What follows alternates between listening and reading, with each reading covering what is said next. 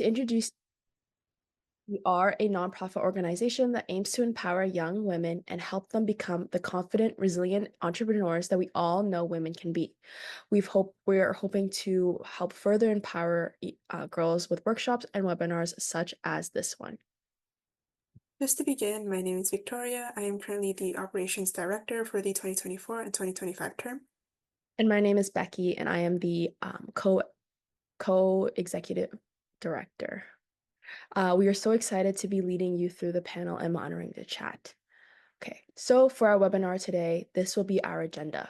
We are lucky to be joined by several amazing student ambassadors and admissions officers who will be talking about their experiences. We'll be going through some general questions first, and you'll have the chance to pose your questions to them during the Q&A.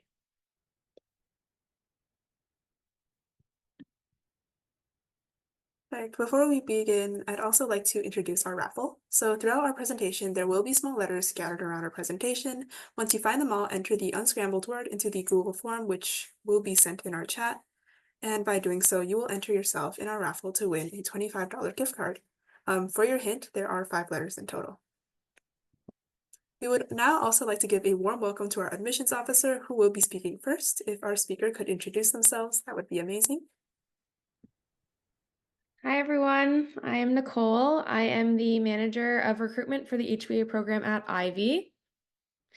So I work on the recruitment and the admissions team. So I not only try to encourage students to apply to our wonderful program, but I do also read the applications that our students submit. So I can definitely share some tips and tricks in terms of what to do and maybe what to avoid.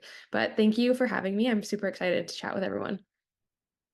Perfect. It's so great to meet you, Nicole. I understand you have a presentation you want to share. So at this point, I will let you share it.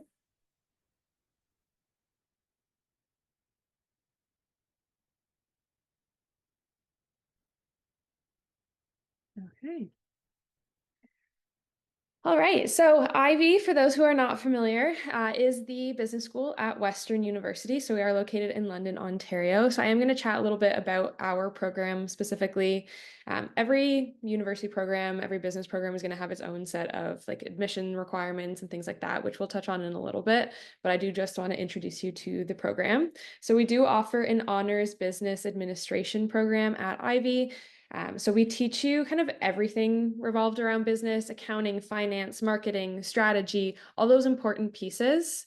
But we also embed leadership into the program. We think it's super important to prepare you for more management level positions. We kind of think big. We don't want to just prepare you for those entry level ones. So there are a few things that set Ivy apart as a business school and as a program. So we are the only school in Canada that teaches exclusively using the case method. So we actually give students real life business problems to work through in class every single day, as opposed to your traditional lecture style. So usually business schools focus a little bit more heavily on lectures, PowerPoint slides, reading from textbooks, and then they'll throw in cases here and there as examples, but we are only teaching you through cases, so it's a lot more hands-on and a very engaging way to learn. We do also have a really unique program structure. So we call it the 2+2 because your first 2 years of university are in any program. It doesn't even have to be business related. And then years 3 and 4 are actually with us at Ivy in the business program, learning everything you need to know. Because of that 2+2 program structure, we do also offer what we call dual degrees. So you can actually earn 2 separate degrees in 5 years instead of just one business degree within 4 years. I'll touch on kind of like why that might be, an advantage for some students in a second, but we do also have a really great career management team. We think it's important to not only teach you everything there is to know about business, but also to prepare you for your careers and help you kind of reach that next step, finding a job, finding internships. We do have the best employment statistics out of any school in Canada, which is great. We're super proud of that. Our career management team will work with you one-on-one to make sure that you're finding the jobs that you want. You do also have access to a great alumni network at Ivy. There's a ton of alumni that always come back. They love to give back to current students. They will help you find jobs. They'll mentor you. They will be guest speakers at Ivy. So there's always really great ways to connect with them. So this is kind of a timeline in terms of what that journey to and through Ivy looks like. Because we do have that unique program structure, it can sometimes be a little bit harder to visualize, but your first 2 years are in any program at any university, and then years 3 and 4 are actually at Ivy. And if you want the dual degree, then you're going to add a 5th year to that as well. So that program structure is really unique. And the reason that we have our program kind of set up this way is because we know that business does not exist, or sorry, business exists everywhere. It does not exist in a silo. It's super important to build a knowledge base and skill set in something else, because you not only use that in the Ivy classroom, but you'll use that throughout your career. So we have had a lot of entrepreneurs come out of Ivy. So students who want to start their own businesses might study something like food and nutrition in their first 2 years if they know they want to create some sort of, food product. We had alumni who created a protein coffee drink, which I now know is sold in Costco, which is really great. So having that background in something else related to kind of your entrepreneurial ventures can be super beneficial. Like obviously that business component is huge. You want to know how to run your own business, but also having that background knowledge in something else and understanding, the basics of what you are trying to create and sell is super important. So those first 2 years can quite literally be any program: engineering, philosophy, music, art, food and nutrition, like really any program. And it's really beneficial to pick a program that kind of suits your strengths and, that suits your individual career path. Don't pick the program that other people are picking. Pick the thing that suits you, which is really important. Then years 3 and 4 are actually going to be with us at Ivy. We're going to cover that accounting, finance, marketing, strategy in that first year of Ivy in 3rd year. Then in your 2nd year of Ivy is when you can narrow down your focus a little bit if you'd like. So you can take more electives in finance, more electives in marketing. We have some entrepreneurship electives. We also offer a certificate in entrepreneurship, which you can get in addition to your HBA degree, which is really great. We have some great resources for students who are looking to start their own businesses. Students can also work towards their CPA designation as well.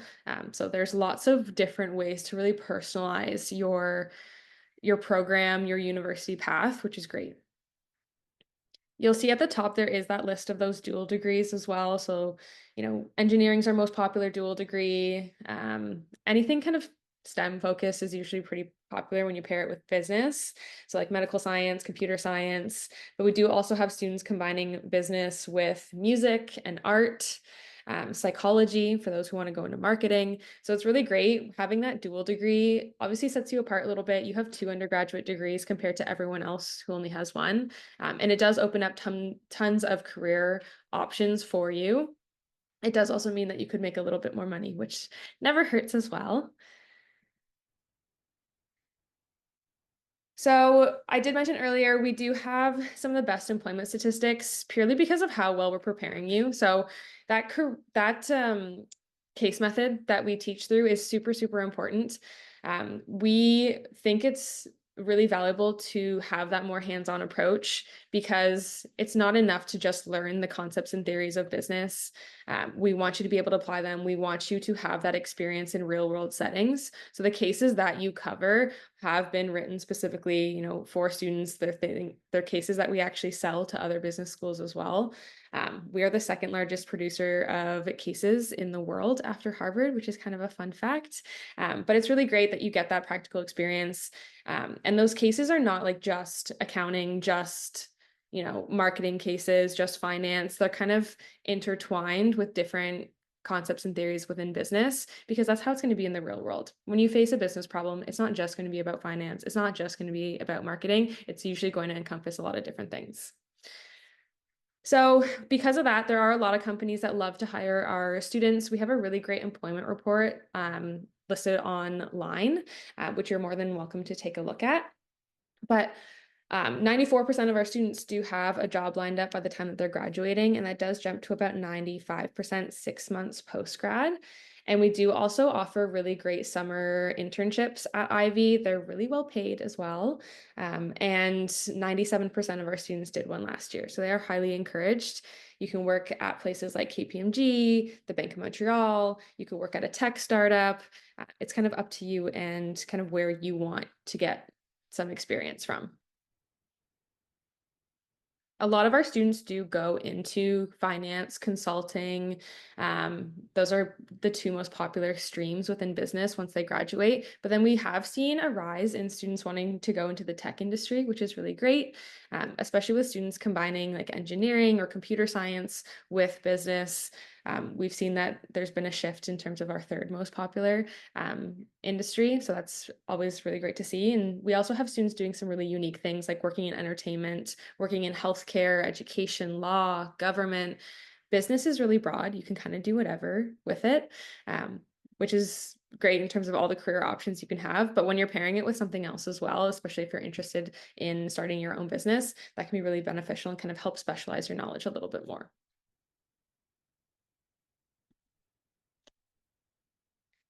So the application process is usually the part that people, want me to focus on a little bit more. If you've already done your research about Ivy, there are two ways to get into our program. So you can apply in your second year of university from any university in the world, from any program again, but most of our students actually apply from high school for the advanced entry opportunity. It is a conditional offer that we give you from grade 12, where we're saving your spot for you over those first 2 years of university until you officially join us in year 3. In terms of what we look for in our students, obviously academic performance is important. I think every university really highlights that. But we do a holistic review. So we do also look at extracurricular involvement. We think it's super important. For us, it's a 50-50 split. So to be a competitive applicant for the Ivy AEO, you'd want an average somewhere in like the low 90s for your top grades. If you're an Ontario student, your top 6, including grade 12 English. And then we would like to see the completion of a grade 12 math. We do also ask you to fill out a supplemental application, which includes 2 500-word essays on your top 2 extracurriculars and leadership experiences. So this could be anything, whether it's a part-time job, a club that you're a part of, a sport that you play, an instrument, maybe you volunteer, maybe you start your own business or non-for-profit, whatever it is, we want to know about it. And then you do have the option to fill out 5 additional kind of sections if you have 5 other activities as well that you'd like to mention, but those are just point form. So you do just want to focus on those 2 main activities in those 2 500-word essays. And then that one-way video interview is not with another person. So, very low key, you're just recording your responses, but they do kind of center around these themes here. This is what we also kind of ask for in those essays, that leadership initiative. So leadership's that overarching theme. We want you to really demonstrate your development within an activity. So if you did start out as a member of a club, maybe show us how you've taken on more responsibility, maybe taken more of an executive role, become the president or whatever it is. That's that kind of like traditional kind of leadership growth, but we just want to see you taking on more. We want to see what type of impact you're having on others within your activities. So we do also look at your initiative. Did you implement something new? Did you, step up when someone needed to? We do look at your achievement as well. So what have you actually accomplished?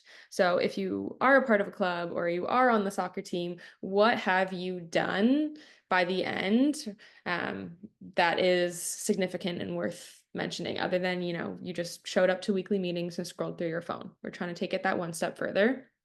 We do look at your teamwork. No career will be completely independent. So we want to make sure you know how to work with other people. And we just want to know what type of role you specifically play within a team, and kind of how you contribute as an individual. We do also look at that commitment piece. So how long have you been involved in this particular activity?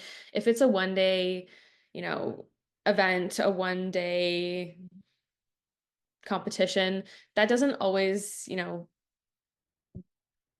translate well in that application, because we can't really see that leadership initiative, that commitment level, everything in a one-day type of event or activity. It's one thing if you are organizing an event and the event itself is one day, but that has had kind of steps along the way where you have committed more time to it. But if you just attended a one-day event, you're just a participant, that's not always the greatest activity to use. We prefer something more long-term, like weeks, months, years. We do also look at breadth a little bit. So we look to like to see how well-rounded of an individual you are. So we like a little bit of variety within your activities, nothing too crazy. Um, Not every activity has to be completely different and unrelated. Just we want to see if there's anything, you know, missing. We don't want every single activity to center around like one really specific theme. Um, yeah, so the interview questions themselves also kind of center around that as well. So, tell us about a time where you had to work in a group or on a team and someone wasn't pulling their weight. What did you do? So the questions themselves are not meant to be super tricky. They're kind of your traditional interview questions, just geared towards high school students, of course, and they're just based off of your personal experiences. They're not business related. They're not meant to trick you. So I wouldn't stress about the interview piece, but that is kind of what we ask for in our application, that those two separate things, those grades, those extracurriculars, super important. So make sure that if you are applying to Ivy, if anyone's in grade 12, that you have your application in by January 15th.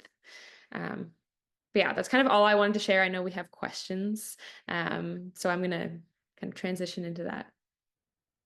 Perfect. Thank you so much for your presentation. I'm sure it was really insightful for all of our participants here today. I will go back to sharing this.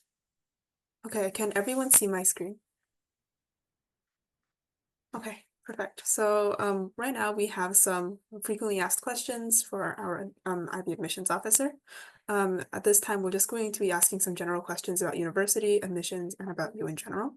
So our first question you've kind of already mentioned in your presentation, but personally, in your opinion, what do you look for in an application? So what we look for, obviously that grades piece is important, and I mentioned the average that we look for, but we're having to rely quite a bit on that supplemental application, especially with students. A lot of our students apply with really high averages, but then how do we differentiate students from there? We really look for that leadership and that impact within your activities. It's not enough to just be a member of something and just show up and be kind of like a passive participant. We want you there. We want you, speaking up, pitching new ideas. We want you leading some sort of change and making some sort of meaningful impact and some sort of difference. That's kind of what I look for.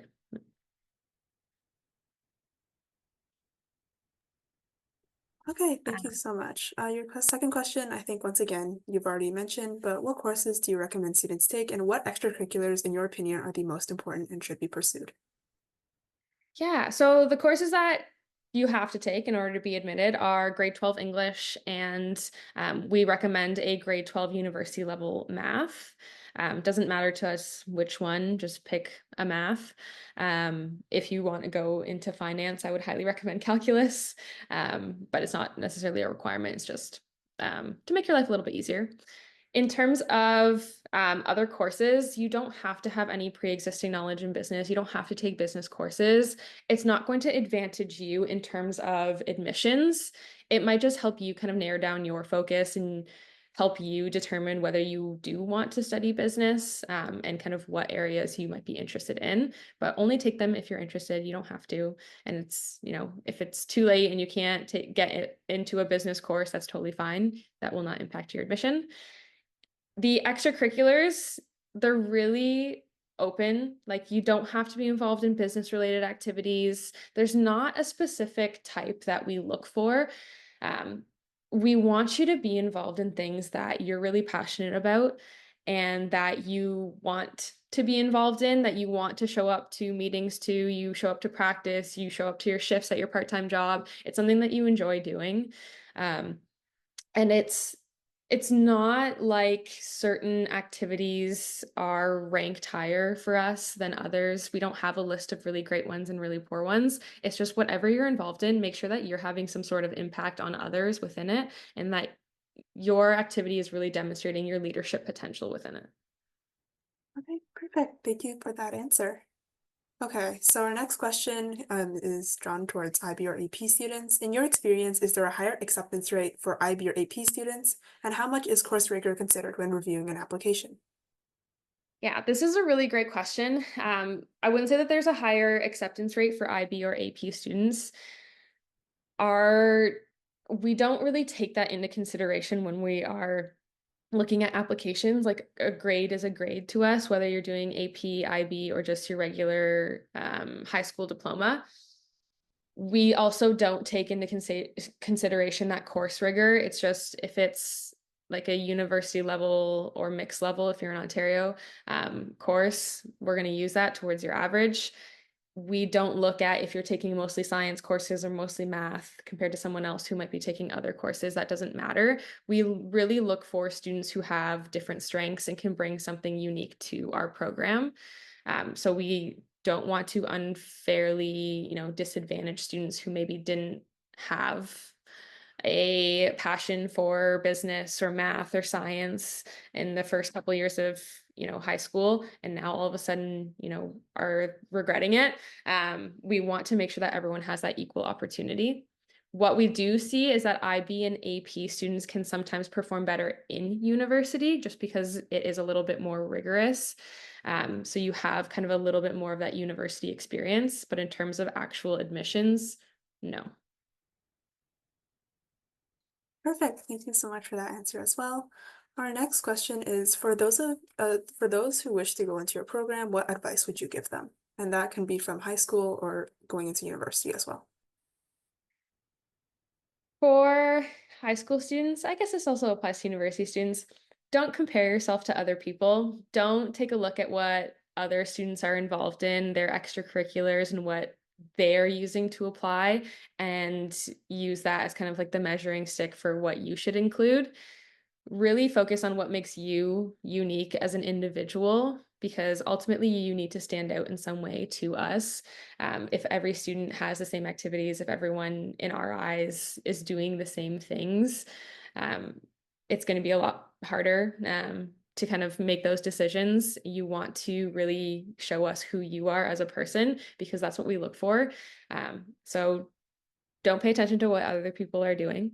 That's huge. Don't think that just because this person got in, with their activities were like DECA and Model UN doesn't mean that you have to be a part of those same activities. There are so many different factors that go into it. So just be true to yourself. It comes across so much better in your essays. And it also just makes you, a more genuine, happy person if you like the things that you're doing. Because you'll ultimately get on that path that you're supposed to be on if you are involved in the things that you enjoy. Perfect. Thank you so much. Awesome. Our next question is, in your opinion, are grades more important or are the extracurriculars or supplementary applications? So it is a 50-50 split for Ivy, but I did mention earlier that we're having to rely on those supplemental applications quite a bit. And that can be the thing that sets two students apart. So we could have two students with, say, like a 95 average.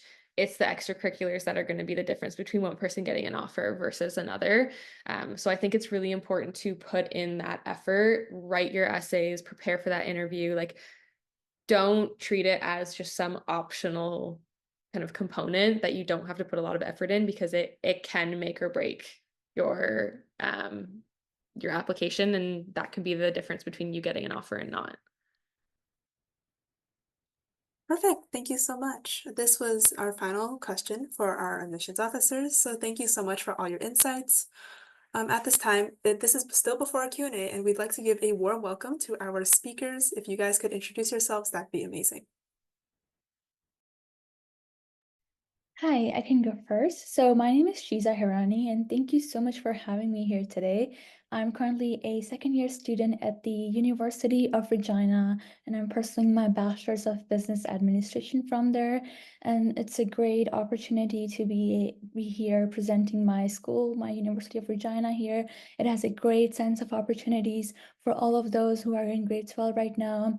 We have a lot of extracurriculars, a lot of experiential learning opportunities, and we are also accredited with CPHR and CPA. And if you are someone who would like to go into IB, we also have an option for that as well. So we actually have a program where you can where you can take your 2 years as a University of Regina student and pursue your Business of Administration from there. And then after 2 years of that, you can apply to actually go into the Ivy School of Business as well, with a scholarship of worth about $40,000. So yeah, and it's my great pleasure to be here, and thank you so much. I'm Rashani Ganathan. I am a first year attending University of Toronto Scarborough with specializing in a 4-year degree in the Management International Business. So there is like the regular BBA where you do management, and then there's one that has a specialized stream with international business. And the only difference is that this is going to be 4 years with co-op, and you do get to do a study abroad work term and study term. And I like this program a lot compared to the regular management just because there's more international aspects within it. And yeah. Hi, I'm Ava. I was born and raised in Vancouver, and I'm in my first year at the Sauder School of Business pursuing my BCom degree. I'm intending to specialize in either marketing or supply chain management, but there's also an option for BCom students to pursue a BUCS program, which is a dual degree also in comp sci. I'm not in that program, but I have a lot of friends in that program, and I'm really excited to be here today to speak about solder in general. Yeah. Okay, thank you guys so much for introducing yourselves. We're really grateful to have you here today to speak with us at Education. Just like before, they will be answering some of our common FAQs. Our Q&A will take place right after this, so please hang tight. Your first question is, why did you choose your major and what do you want to do once you graduate? Yeah, so I chose HR as my major as a University of Regina student, and I chose human resources because I actually love helping people out. And when I first entered into my first year of university, I was unaware of the fact that, I could like pursue this path, or even if like I would have chosen this, because when I first entered, I had this mindset that yes, I probably would end up going into accounting or finance just because I love taking pre-calculus in my high school, right? So that's something that I was really like determined to do. But once I entered my first year of university, and then I kind of like navigated my pathway through courses, I came across organizational behavior as a course, which kind of is a introductory HR course in our university. So it kind of gives you a sense of, human behavior and like different kinds of biases and training, recruitment, succession planning. And that's just what really interested me to go further into that path. And yes, I actually love it better than other my accounting and finance courses. So, which is why I have chosen this. And like if you are a grade 12 students, I know that you have a lot of like pressure right at the moment to, kind of like navigate a career path and pick something right off the bat. But that's not, you don't really have to do. And this is something that I really liked about University of Regina. So when you enter your first year of university, you don't have to pick a major right off the bat. You can actually take all the introductory classes. So what we have is that for the first 2 years of your program, you can take introductory accounting, intro to finance, intro to HR and marketing. So it would kind of give you a sense of all of different programs that we offer, and it would better help you understand that which one's really made for you and which one truly interests you. So yeah. And just to answer, like, what do I want to do after I graduate? So I'm actually thinking of working with government and probably in nonprofit sectors because, like HR is super connected with strategic planning. And, like, honestly, HR, you might think of it as like, just something that, you call for your payroll or for your effort to get a signatures, but that's not really it. HR is a very broad topic. So, it's like the backbone of an organization. Like you can even like start your consultancy even later on in life with this career. And there's like numerous amounts of opportunities that you have once you graduate. So you could work in nonprofit sectors, you can work with the government. You can even work with startup organizations in tech, and like the opportunities are limitless. Yeah, thank you. For me, in grade 12, I genuinely didn't know what I wanted to do. So it was kind of between going into either teaching or going into political science. But then at the end, I realized like business is sort of like the common ground for all of them. And UTSC for international business was my chosen pathway because I wanted to get that international aspect into it. And I also had a passion for policy. So even though the specialist for international business is 4 years, you can choose to do like certificates, whether in like economics, marketing, or whatnot. And you can also do a minor. So I was thinking of doing a minor in political science, and also UTSC is a really great program. So once you're in your like once you complete your first year, you have the choice to also transfer into the Master of Accounting and Finance program. And it's really supportive. The community here is amazing. And yeah, but once I want to do when I graduate, I'm still figuring that out. But initially, maybe something in government or also like choosing to go through the law school pathway. I would say that I was always back and forth with like what I wanted to pursue in university. I feel like business was always an option, but I was never fully set on it. And so when it came to application season, I just kind of chose business and just decided to stick with it. But when I actually looked at it, there was a good mix of qualitative and quantitative aspects, which I really liked. And it just made the most sense considering the classes I enjoyed in high school. I also knew that business schools would open a lot of opportunities to explore what I wanted to do after graduation, which is still something I'm figuring out. But that's also something I really like about solder is that in your first 2 years, it's all foundations courses and then you specialize. So it gives you time to kind of figure out what you want to do. And once I graduate, I kind of want to work abroad. And I know that solder has a lot of connections to like countries in Asia, just because we are on the West Coast. And so I think just in general, business has a lot of transferable skills. And as Nicole mentioned previously, business exists everywhere. And so I just felt like that would give me the most options, and flexibility.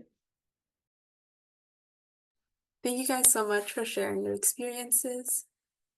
Our next question is, did you use or did you have a scholarship? And if so, how did you find it? Yeah.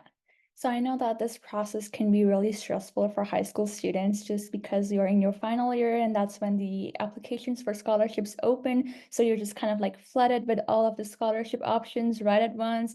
And you know that you have to maintain your grades, your extracurriculars while also applying for scholarships. And no one likes writing essays for all of those scholarships. So yeah, it can be a tough process, but just ensure to do self-care and just read through it and trust me, try to find scholarships that truly interest your passion. So it's okay if you don't really know that which exact program you're going into, but you can still kind of like find your interest and whatever whichever scholarships that you like, you can start applying for them. And it's okay if you don't really get a reply from them, and if you're not accepted, then that's okay. Just keep trying and trying, because that's what I did. And then eventually you are going to get that congratulations letter someday, and you will be like, yes, you have gotten that scholarship, congratulations.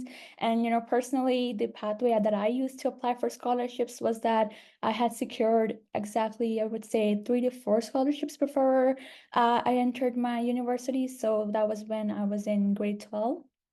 Actually, so what I did was that I tried to search numerous amounts of databases that my high school provided me with. So I'm living in Saskatchewan right now. So my high school actually and the academic advisors did a really wonderful job of kind of like compiling a list of scholarships that we could apply for. And then they kind of had it like all organized with like, these applications open in March and here's like the deadline for them. So just to prepare you ahead of time. And like if you don't have that kind of option in your high school, then like feel free to go ask your academic advisor about this. Like, hey, I just like, how about you give me a list of, scholarships that are currently accepting applications because I'm having a tough time, figuring out which ones I should apply for and which ones I shouldn't apply for. And also, like if you're struggling with like, filling applications and writing scholarship essays and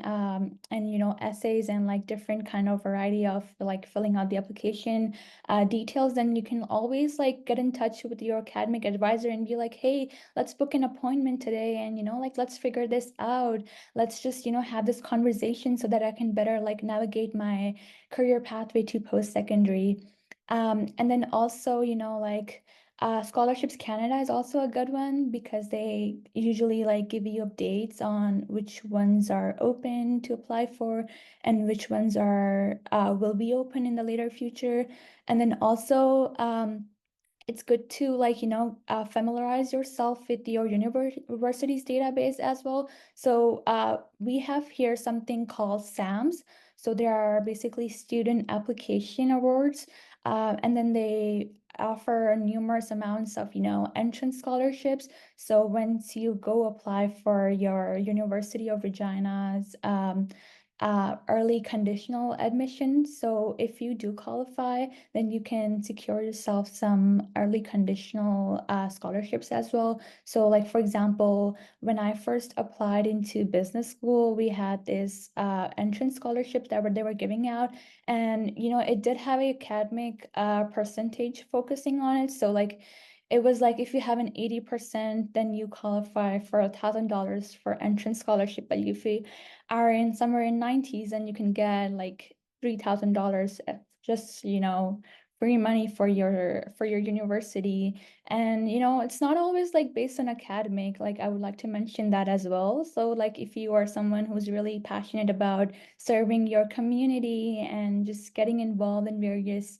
student initiatives, so like even if you are like involved in your student councils at your school or just any nonprofit organizations, and you can also add that onto your entrance scholarship applications as well.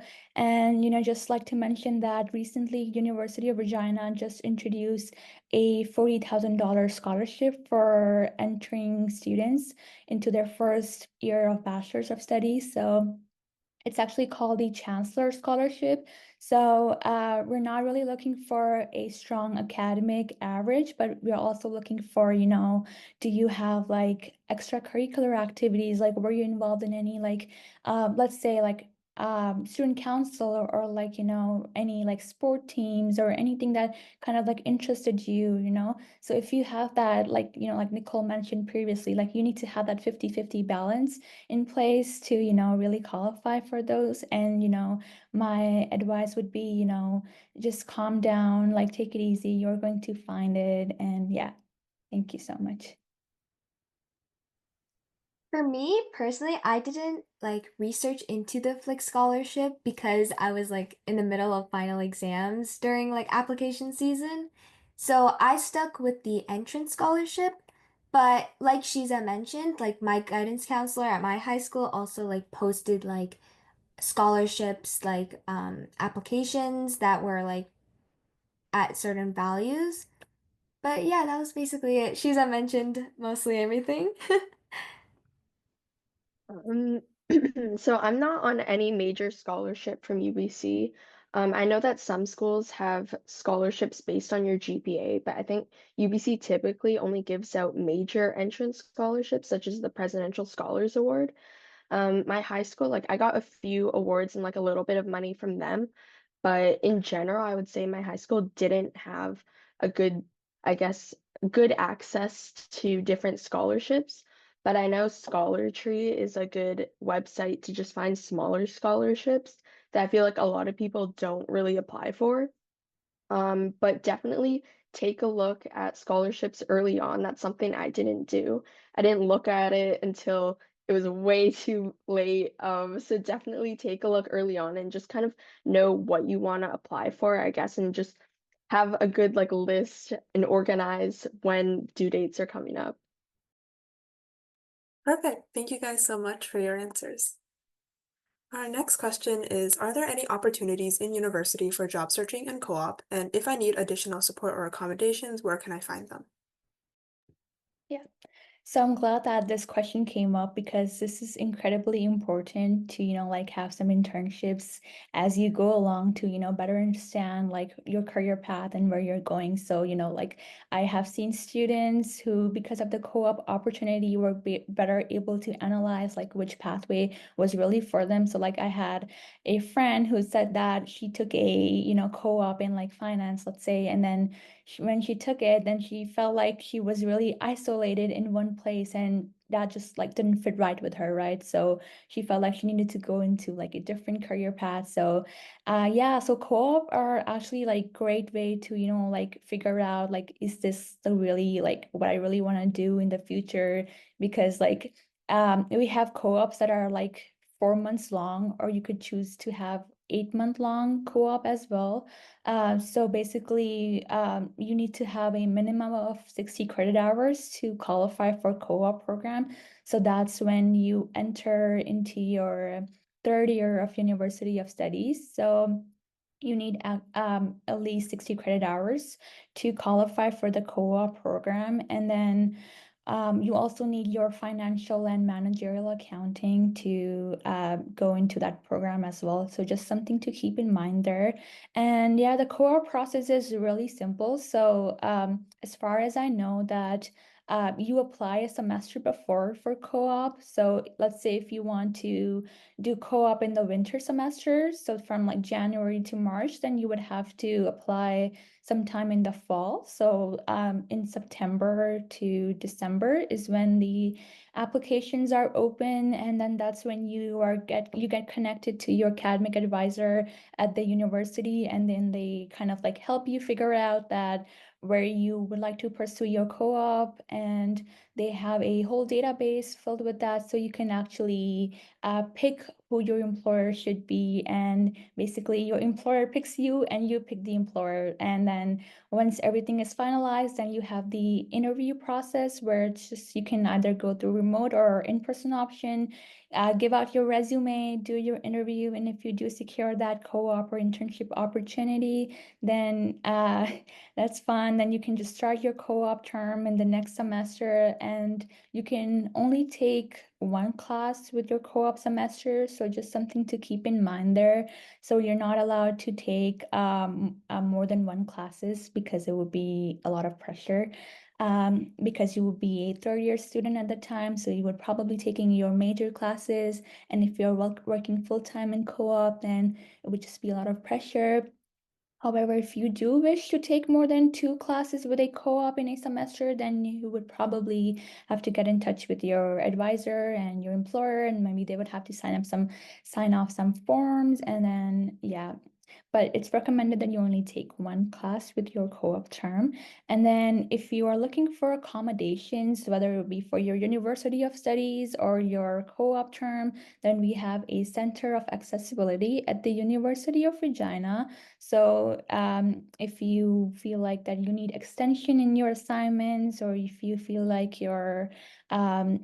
something is impacting you, like it would be like personal life, like health, it could be anything, then you can just contact the Accessibility Center, and then they can really plan out a well-detailed accommodation plan for you, which can help you better, like continue your studies. So like, if you are someone who needs like a note taker in classes because you feel like you are unable to concentrate on the lectures and write at the same time, then you can go for that as an accommodation, and your advisor can have that in place for you. And then your only job would be to communicate that accommodation to your professor for that semester so that they can know that yes, you are in need of that accommodation. And accommodations are 100%, anonymous. So you don't have to declare like why you are needing the accommodation to your professor or anyone in class. You don't have to do that. Your prof only needs to know what the accommodation is or like what they can do to, better support your learning journey. But other anything else is not really required like that. And then in terms of like the job searching opportunities, so we have like career fairs at the University of Regina.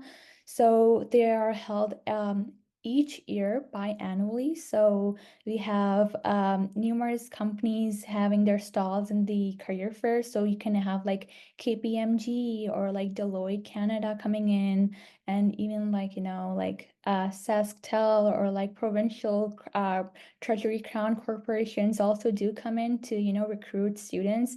And most of the students that I know before their fourth year already have like job secured. Or, like if you're someone who's struggling to find a job after graduation, then University of Regina guarantees you that within the next 6 months of your graduation, we're going to help you find a job.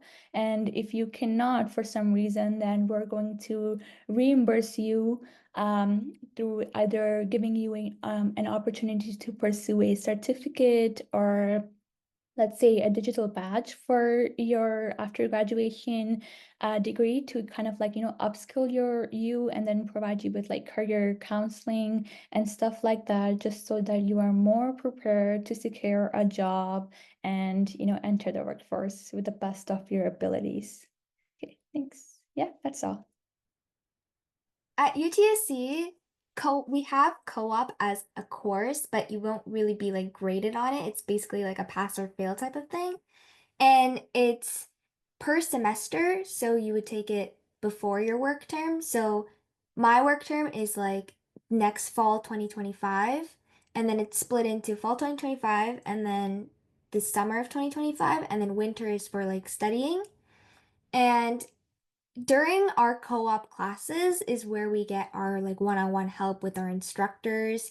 So here we do like resume and cover letter workshops. We learn how to build our LinkedIn like network profile and basically networking as like a whole, since some of our classes, so in my accounting class or in my communications class, there's networking opportunities where you can meet people who work at like any of the big four or TD, BMO, any of the banks, and you can get more additional support by like booking a guidance like or with your academic advisor, and basically yeah. Okay, so at Sauder, we have a co-op program. So this is typically after year two.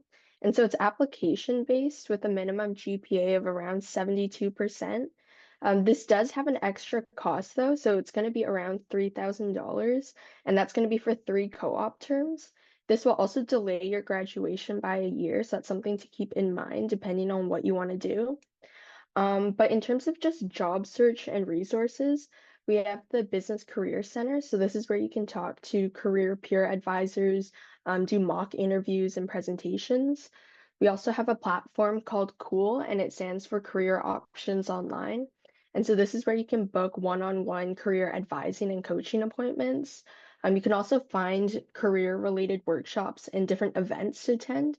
So there's different recruitment events. I know recently we had Lululemon, L'Oreal, Goldman Sachs, and Deloitte. You can also find different internship postings on there and different volunteer opportunities. You can also view different employer profiles to just kind of figure out what your goals are later on, I guess for internships, but also after graduation. And they also have direct access to different companies if you want to reach out. There's certain specific solder partners, and you also have access to resources such as Case Coach, LinkedIn Guys Masterclass, and Vault to help you build your resume, your LinkedIn, your cover letters, and whatnot. Perfect. Thank you guys so much for your insights. Our next question is just what extracurriculars or passion projects helped you stand out during admissions?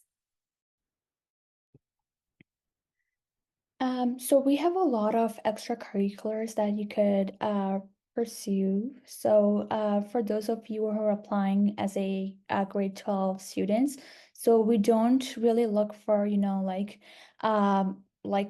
you don't need to have like 50 extracurricular activities on your resume when you're applying for University of Regina, but we're just looking for something that is really meaningful to you. So, like, one thing to keep in mind during your university application is that you should kind of engage in building a story. So, if you have like two extracurricular activities that are really like broad and maybe you have like a lot of roles in them, then maybe like start by like building a story. So, how did you like get into that extracurricular and what were you unaware before you engaged in that activity? And then what have you learned throughout that process? And what are your key takeaways from that activity? So that's something we're really looking for, So like we are not wanting to, like pressurize you when you're in your final term of the year, but um just something to keep in mind is that, get involved in things that really matter to you. So initiatives that interest your passion. And then what specific projects that helped me stand out during my admission process was, at that time of the period, I was really involved in my, like science classes. So I didn't have a lot of like ton of time to, get involved in a bunch of projects. So then what I did was that, I kind of wrote an essay and then discussed about that, like, here's why I didn't like get involved in all of these various projects at my school because I was like kind of busy, but then I like, just wrote a whole story about that and that was okay as well. Um, in terms of the projects that you could pursue as a high school students could be, it could be something as simple as like, giving back to the community. So I remember when I was in my high school, I kind of got involved into like the business club. And, even if you do have that opportunity in your high school, then I highly suggest you do so. So it could also be like in the form of, getting involved in case competitions or, just any community initiatives, like even it could be as simple as doing a bottle drive at your school. Just something that, kind of fills out your community service hours, even though it's not required that you do have it, but I do suggest that you should have it. Yeah. So for me in high school, I didn't really consider like the amount, like it doesn't matter how many extracurriculars you're in, but it depends on what kind of impact you made while you were in that extracurricular. So in high school, when I first started, I joined a council as just a general member. And then throughout the years, I kind of worked my way up and then I became the director of that council. So just like those type of impacts showing like your leadership skills or like your team working and etc. And I also know that like certain supplementaries will ask you like how many you've been or like also provide like a description of what you did. For Rotman, I know that you didn't have to do a written supplementary, but it's a video one, so they didn't really ask about your extracurriculars. They kind of catered towards like what your like soft skills are type of thing. So I would definitely say passion project wise, I just started like a social media type of campaign within the council that I was a director of. So that's what I used to help me stand out during admissions. But other than that, just use how like small experiences to build it in a way that can make you stand out. So for UBC, they limit you to 5 extracurriculars you can write about, but you also have 7 written answers.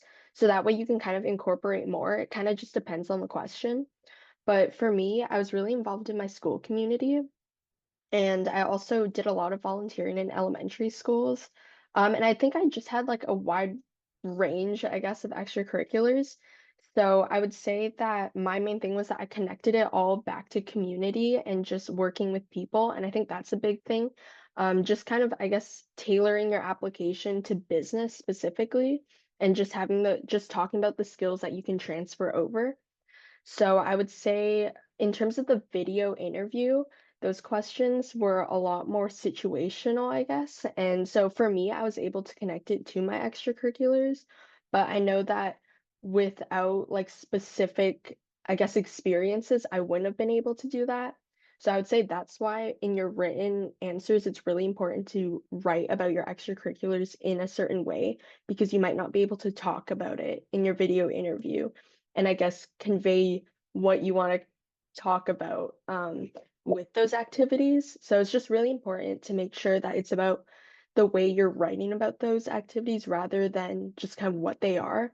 And it's really important to focus on the specific impact you made with those. So even if you were a general member, just talking about your specific role is really important rather than talking about what the team did, because then that wouldn't be specific to you. Okay, perfect. Thank you guys so much for your answers. Our next question is, in your opinion, should you apply early decision, early action, restrictive early action, or regular decision? And explain. So it's always good to have your university admission secured as a early conditional applicant. So, like the university applications for University of Regina opens in October and the second cycle opens in February. So you have to apply in between that term of period to qualify as a early conditional applicant. So I would highly suggest that you do so because sometimes there's a limited number of seats available in a university program, which kind of fills out really quickly. So I know that for business school, we do have a lot of seats available. However, they're not unlimited. So we do prioritize high school applicants who apply as a early conditional on admission basis. So we have various amounts of seats, but they are kind of like set for a specific group of people. So we have half seats for people who apply directly from high school as early conditional applicants, and then we have one for who are, who maybe have taken like university courses already, but they're maybe like transferring into the business program from another faculty. And then we have seats secured for Indigenous students as well. So if you do qualify for that, we do have seats for them as well. Yeah, so my suggestion to all of grade 12s is that do apply for university as soon as possible. You have to apply, I believe, in year 11. So when you're in grade 11, then that's when you kind of have to start filling out application forms. I think so, yeah, or grade 12. I mean, I think it's the first semester of grade 12 you have to apply for. So yeah, please do secure that as your early conditional application because seats do fill out really quickly. Yeah. I definitely also encourage like early decisions. Like I know some schools do it on a rolling basis. So whatever comes in first, they'll look at that and then they'll send your application, like send you your conditional like as soon as possible. But for me, I kind of like prioritized like the schools that I wanted to like get accepted into the most. So I used most of my winter break and tailored my sub app for to like submit it before like their first round. But definitely if you need time and you have the day to like the date is like mid-February or something, then take your time to like write it out, edit it as possible. But definitely early decision is my go-to. So for the schools that I applied to, I'm pretty sure UBC was the only one that had a set date for early admissions. The rest of them were all on a rolling admissions basis. So for UBC, I applied for regular decision. I didn't apply early because I didn't actually plan it out that well. So that's definitely something you should look into. But the main reason why I didn't apply early or consider applying early was because I didn't feel like my grades were strong enough. And so for me, I felt like that extra month and a half that I got to work on my application was a lot more worth it than to just submit it early because for UBC, if you don't get in early, you'll be reevaluated as a regular applicant.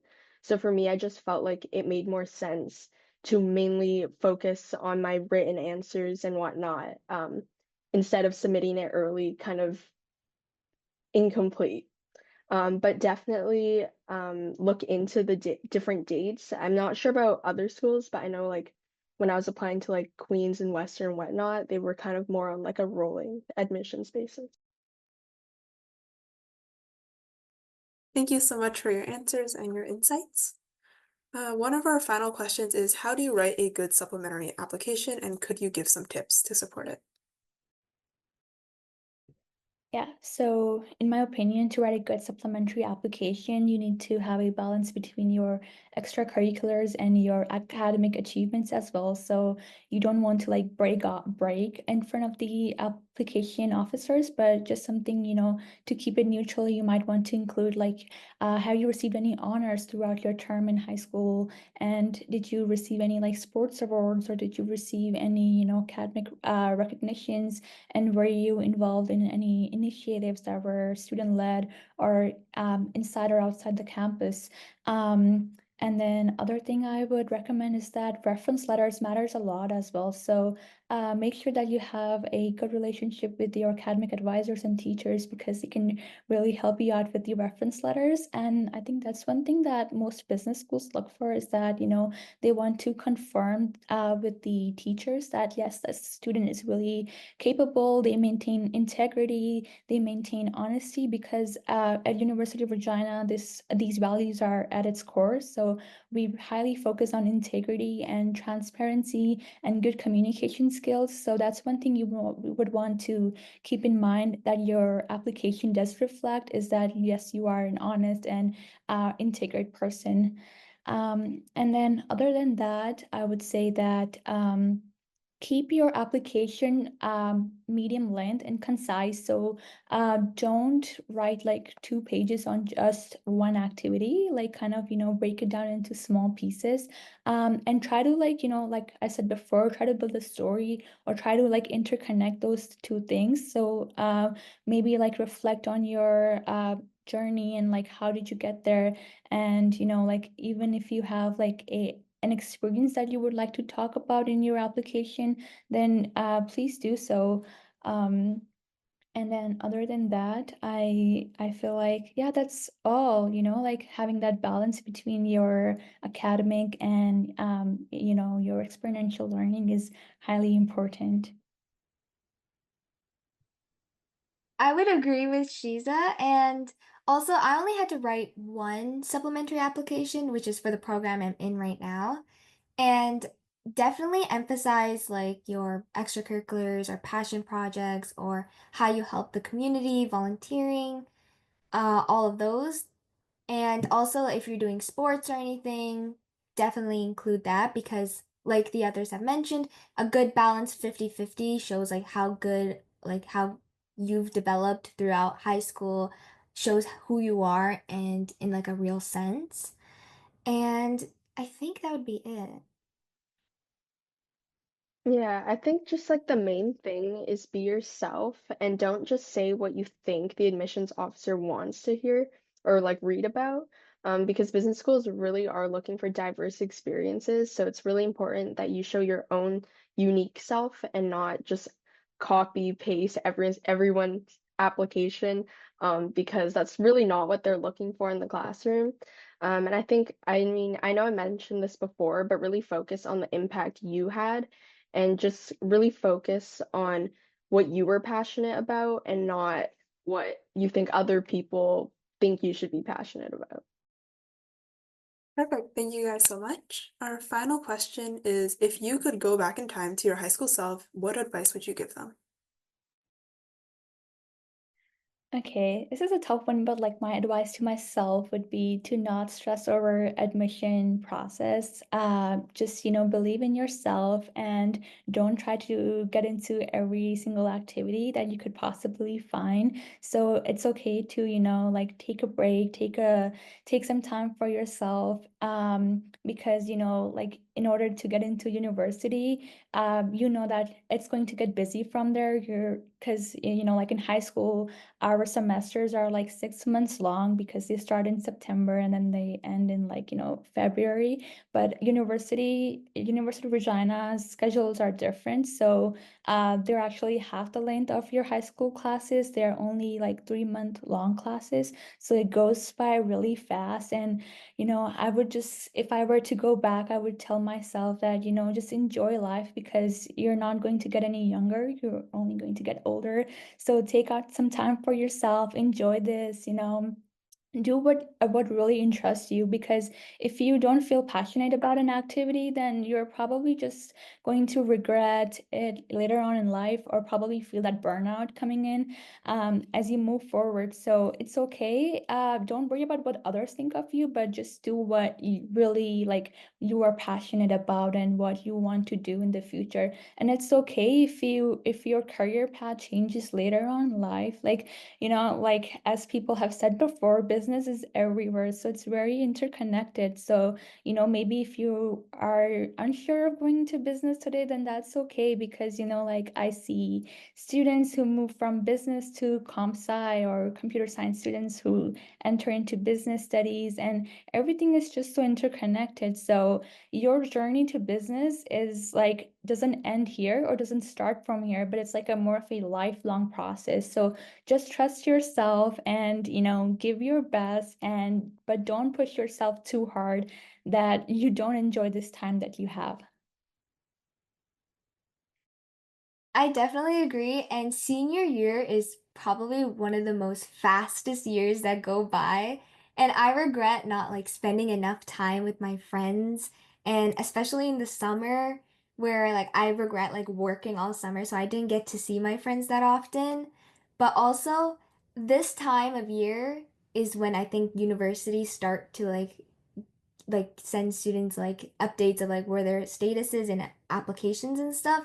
And don't let others discourage you if you hear other people saying, "Oh, we already got into this university," or "Oh, wow, you still didn't hear back." Like, don't let that discourage you. It takes time, and not like you're not going to hear at the same time as everyone else.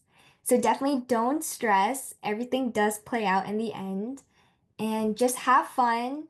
Have a good balance between school and social life.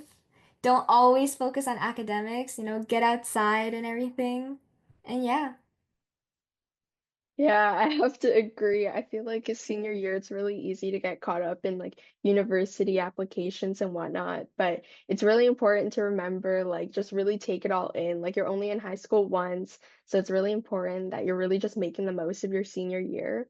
And in terms of extracurriculars, I know everyone's trying to do everything at the same time, but it really is quality over quantity and just making sure that there's like one thing you're really passionate about. And also, like, definitely prioritize your health. That's something I did wrong. I was like skipping breakfast and lunch because I was like, no, like, I have to do this extracurricular and this extracurricular. But definitely, like, eat your breakfast, eat your lunch, because that's going to help you so much with your academics. And that way you can focus on extracurriculars and really balance your social life.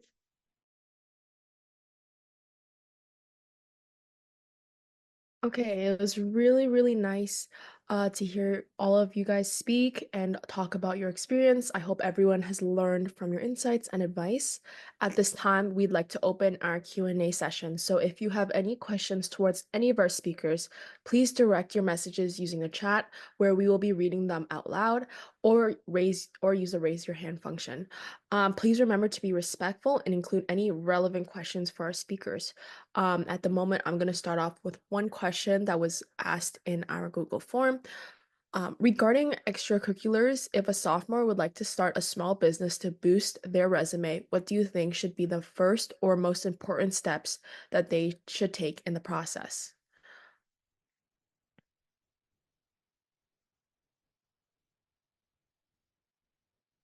So I would say that definitely start out by, creating a timeline of where you want to start and where you want to go in the future. And it's okay to take small steps as you go along the way, because like you cannot have establish a business right like in one night, right? So you need to take small steps as you go along the way. Look at the strengths of your business, look at the weaknesses, and kind of just like analyze the current market. And as you go along the way, the trends of the market will shift. So like we in the recent years we do have a lot of focus on social media and marketing going around. So I think that's a really valuable way to promote your small business through TikTok or Instagram to cater your business to a wide variety of audience. And to kind of add on to that, like, yeah, definitely like study like the algorithm of like TikTok and stuff. And maybe also ask if you're like close with any of your teachers at school, you can ask them for advice or any references or mainly just advice on how you can like improve, like ask them like how your plan looks, get feedback, and like revise from there. Yeah, I would say just adding on, like, definitely reach out to other people. Like, so many people, like, they're gonna be willing to help you. And so it's really important that you're just reaching out, building those different connections, because you really never know what kind of opportunities you're gonna gain from them. Great. Okay, and then just another question. What high school habits helped you succeed in university? So I would say that waking up early in the morning and staying up to date with your schedule really helps a lot. So a lot of times at university classes, no one's going to come and remind you that your assignment is due tomorrow morning, or you have a major paper coming up, or you have a midterm that you need to study for. So it's really important to prepare yourself ahead of time by creating, like adding dates, important dates to your calendar app, or maybe just having like sticky notes available right off the bat to assess that which assignments should I prioritize before the other one. It would really help you along the way as you move forward to your university career life. Mhm. And I definitely think you should like know what your study habits are. So like if you are really good at studying like on your own, definitely like look at how you're studying because sometimes the study methods you do in high school might not work in university since like if you're studying like the night before the test, maybe that works out for you, but maybe not for like university because you have like weeks of material to study for beforehand. So if you also study good with people, maybe find a study group, study with them, study with your friends, and yeah.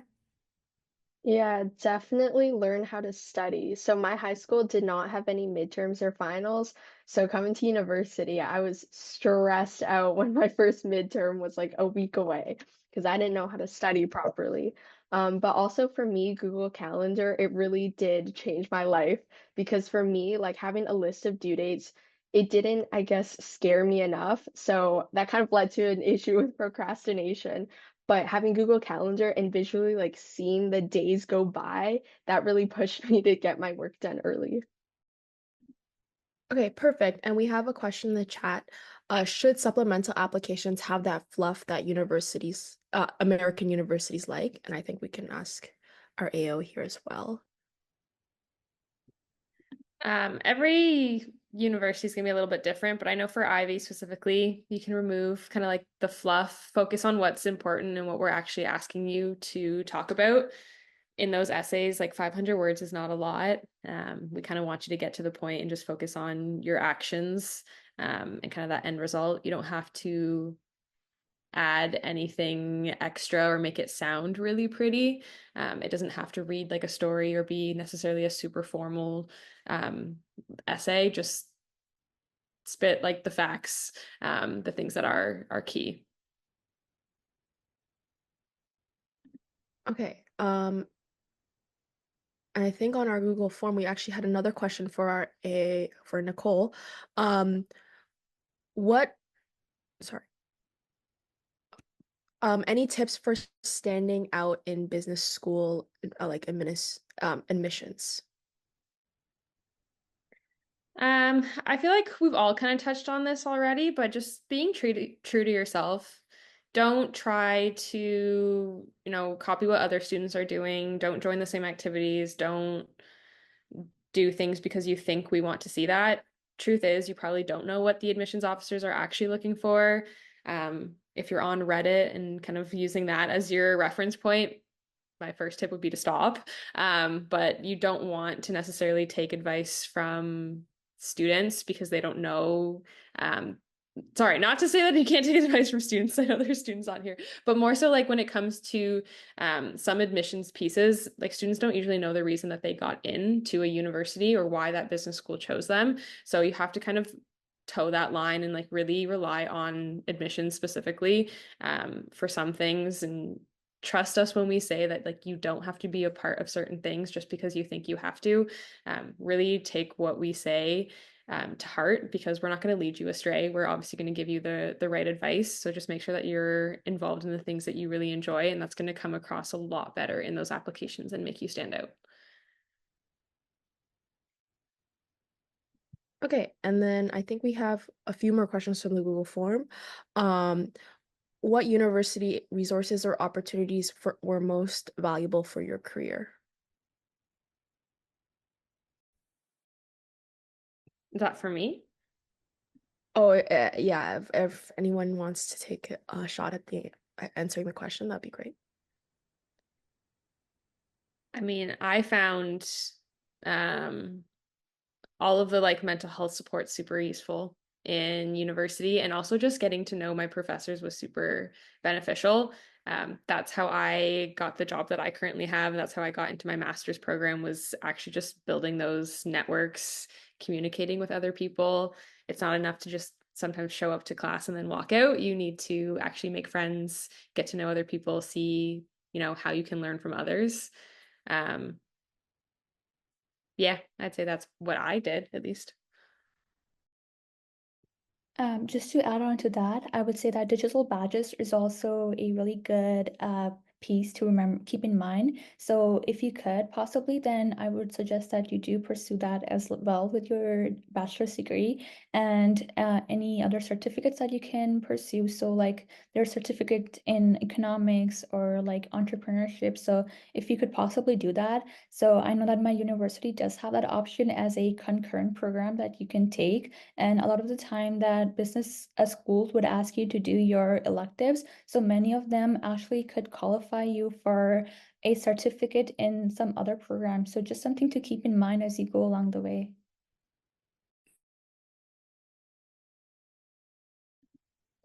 Okay, and this is the final question on the Google form. Um, sorry, what common mistakes should university students avoid?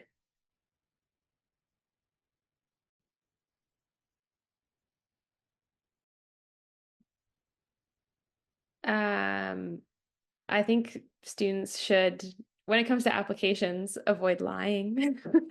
Because we do catch it usually. So you're only hurting yourself when you do things like that. Um, and to kind of like reiterate what I've said before, like just don't try to copy what other students are doing. If every student's part of the exact same club, then unfortunately, like chances are that's not the greatest in terms of like how we're going to assess your application. Because if everyone has the exact same experience, we're going to be looking at those other things to differentiate you.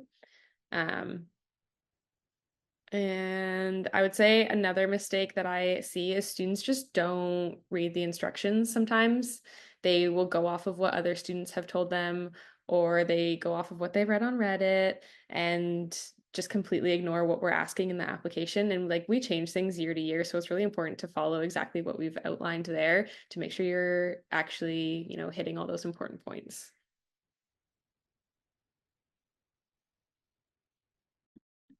Okay, and I think we have another question in the chat. Do admissions check all extracurriculars that you do? We do. So you do provide a reference for each activity, and we do confirm with them that you were a part of it and that what you wrote is true. So 100% we do actually check.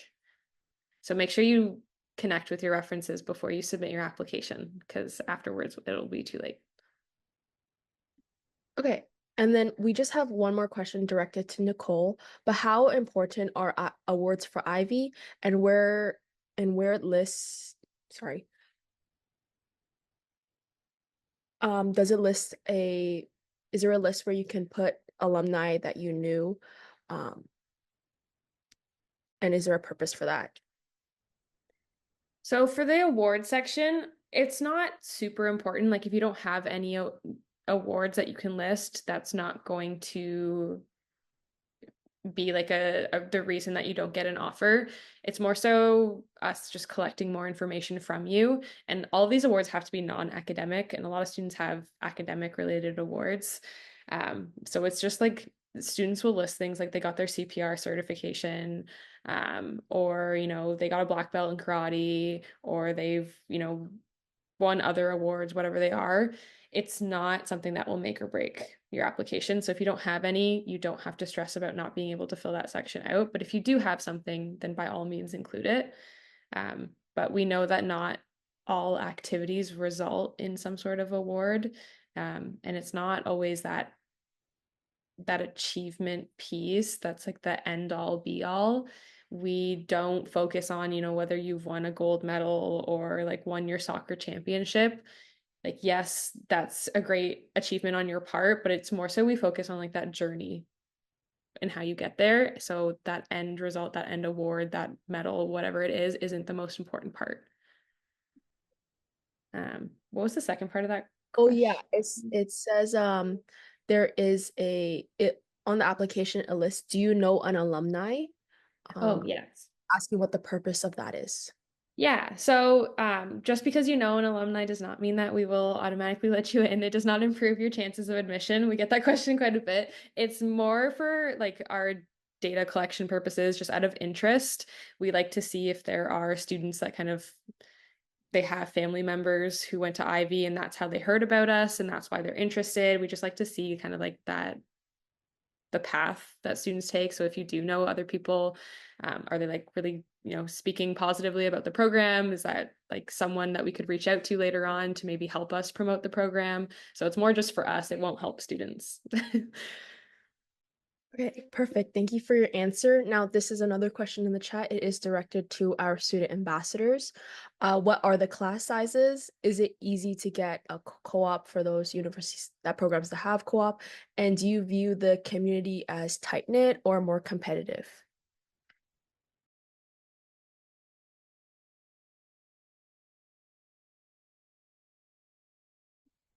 I guess I'll pass the first question, or I guess the first question is, what are the class sizes? And I'll just start with Ava. Okay, so there's like a mix of different kinds of classes. So I have some lectures, so that would be like econ, math, and Com 190, which is quantitative decision making. But Com 196, which is business communications, it's almost like an English class. That would be like your typical kind of high school size class, so it's a lot smaller. And then I have another class which has 60 students in it. And I would say that there's a good mix because certain classes, it just works better when you have smaller class sizes. So I would say that there is a mix, but I think as you kind of go through your years, it gets smaller and smaller because the classes become more specialized. Same here, like just like Ava, like the class sizes for like the most common type of classes like math or econ or yeah, those are like the two main ones that I have right now. They're like pretty big, like I think around 400 to like 500 students. And then they're more like tight-knit classes where it's like only 30 to like 30, 20-ish people in it.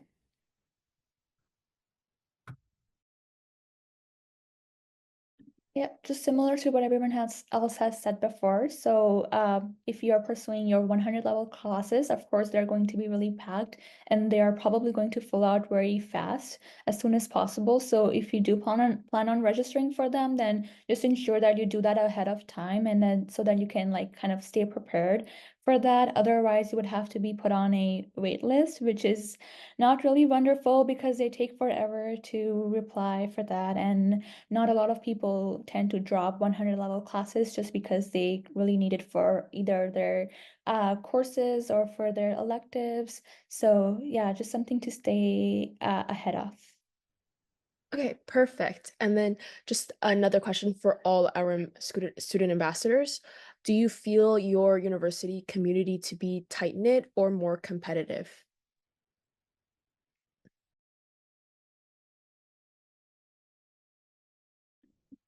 We'll start with Ava again. Okay. I would say that there's like a good like friendly competition aspect in certain classes, but I would say in general it's pretty tight knit because the classes that you really get to know your peers in are like the smaller classes. And so I would say in general solder is a bit smaller. So you really do get to know people and you get to see like familiar faces in the halls. There are also a lot of other events where you really get to know the people in your year and also upper year students. So I would say it's pretty tight knit. Same here. Like the community is pretty tight knit, and the program that I'm in, international business, so you're gonna see them, that group of people, a lot in a lot of your classes. So you can like be friends with them, and majority of the classes, there's like big group chats, whether it's on Instagram or whatnot. So you can definitely like ask for help, and they'll help you out. For University of Regina, we tend to have a lot of group work involved in our classes. So just having a lot of case studies and different group projects having is that something we have in our classes a lot. So it's definitely a great way to create and meet a lot of new people. So you create those lifelong friendships, and they actually can be super helpful if you're looking for landing job opportunities or internships, because when you meet other people, that's when you start to learn, right? So I would not let the pressure of competitiveness take over me. Instead, I would just kind of enjoy that learning process. Because when you do have a tight knit of people around you, that's when your learning journey really begins, right? So I would not stress about that. Instead, I would take it as an opportunity to refine myself. Perfect. Okay. It's so good to hear from all of you and your experiences. We do have another question for Nicole. Does Ivy care if you take a course online or in night school as well as private school? Nope, we treat all courses the same as long as they're done through a ministry approved institution. So you're all good. Okay. Um, does anyone else have any other questions? Okay. Does here we have one. Does Ivy care if we take spares? No, no, that's totally fine. As long as you have enough credits to graduate and you have enough grade 12 courses that we can use to calculate your admission average. Okay, and then we have another one. What's the hardest part of uni in your opinion? Academics, social life, or just having that balance? Having the balance, I think that's the trickiest part, regardless of which program you go to and which university. For those who have started university, you can probably speak to this as well, but like you have a lot more freedom. You're not in class as much as you are in high school, and all of a sudden you have more responsibilities and just more freedom. Like a lot of students will move away from home, so it's your first time living on your own. There's just like a lot of like competing priorities, and you kind of have to learn how to manage that. First year will always be the hardest, but I promise it gets better after that. You will survive. I think it's just really important to kind of list out and maybe set some goals for yourself and set your like top three priorities. And then everything else just kind of has to maybe sit on the back burner, at least for the first year, but like pick your top three priorities and focus on those for the first year of university. But yeah, that balance piece is definitely the trickiest part, I'd say. And um, we would like to ask all the student ambassadors as well, what's the hardest part of uni in your opinion? I'd probably I would. say, oh yeah, you go first. Oh no, no, go ahead, go ahead. I would definitely also agree that's the balance and also the aspect in academics, like finding your studying technique. Because the day before midterms or like the week of midterms, you're scrambling around type of thing. So definitely a balance, but also more on the academic side. Yeah, just adding on, I feel like it's really easy to fall behind in academics. But I would say the hardest part I think because in first year, everyone wants to get involved in clubs and whatnot, and specifically business clubs can be really, really competitive. So I would say just balancing kind of applications for clubs, but also academics and just, I guess, the overall balance. It's really hard to figure out what works for you in the first like few months of university. Just to add on to that, for students who are full-time workers who work from 9 to 5 jobs, just ensure that you do have time to take up some to engage in self-care and you don't burn yourself out a lot because university does offer classes from 7 to 10 or evening classes. So if you are a full-time worker, then you can kind of like balance that out. But sometimes it could be really difficult because you're already tired from working 9 to 5, and then when you enter school, university full time, and then you all have like these midterms coming up in a matter of like 1 to 2 weeks, it could be really hard. So just ensure that you really balance that academic and personal life schedule for sure. Amazing. Okay, we just have one last question directed towards Nicole. Does Ivy care about volunteer hours? You need a certain amount to get your high school diploma. So in that sense, we care. But like volunteering is something that you could include in your application as one of your activities. That's something that you could write an essay about. The thing I would say is that if you're only doing the minimum, which I think is 40 hours, correct me if I'm wrong. But I think somewhere around there, that minimum requirement, every student is doing that. So if you are going to talk about volunteering in your application, make sure that it is more than what's required of you. Just because everyone's going to have that same experience. Everyone needs to do it in order to graduate. So if you are going to talk about your volunteering, make sure that it is more than the 40 hours. And also that whole like impact leadership piece is obviously built into that as well. Okay, and to build on to that question, can Ivy see how many hours you volunteered? So you would include that in your application. You tell us how many hours a week you've devoted to a specific activity and when you started working on that as well. So we kind of gauge from there. Okay, and I think that's the end of our Q&A. Yeah, perfect. So thank you for all of our attendees today for joining us for our e-communication webinar. I'd like to thank all of our speakers for sharing their experiences regarding university and applications. And of course, campus life. Your insights benefited many of us here today that are interested in attending these Canadian universities.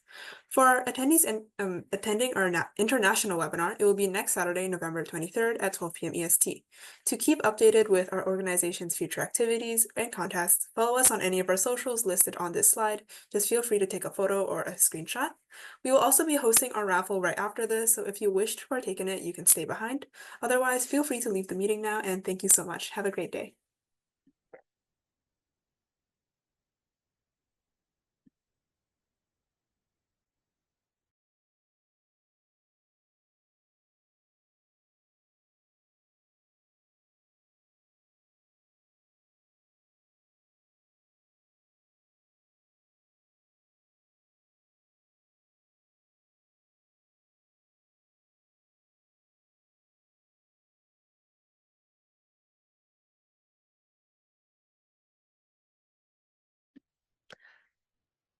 At this time, if you weren't able to find the mystery word, please fill out the Google form sent in the chat above. To those who didn't, don't worry. We'll be hosting another university panel next week featuring some business schools from the US, and you'll have the opportunity to enter the raffle or even win another additional, like, I guess, gifts. We will be giving you a couple minutes to fill out the form, and the winner of the raffle will be contacted in about a week. Other than that, thank you guys so much for joining us today and have a great rest of your day. Thank you so much and